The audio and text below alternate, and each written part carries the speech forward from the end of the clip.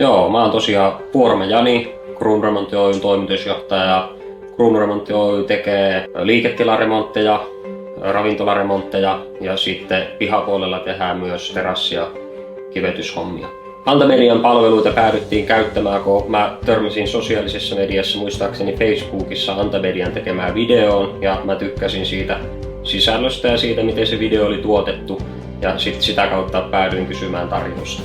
Kruunuremontti on tosiaan käyttänyt Antamedian palveluita jo useamman vuoden ja meitä se on auttanut, me ollaan tehty hienoja referenssivideoita kohteista, joilla me ollaan saatu tavoitettu uusia asiakkaita ja saatu esille tuotua sitä meidän työtä ja työn jälkeä sosiaalisen median kautta.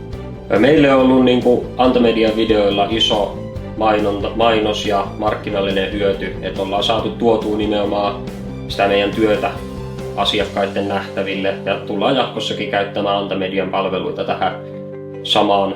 Ja mä suosittelisin Antamediaa ihan oikeastaan minkä tahansa alan yrittäjälle, joka haluaa tuoda sitä omaa liiketoimintaa esille, haluaa esitellä omia tuotteita, haluaa esitellä omaa palvelua. Et mun mielestä se soveltuu ihan lähes minkä tahansa alan käyttöön.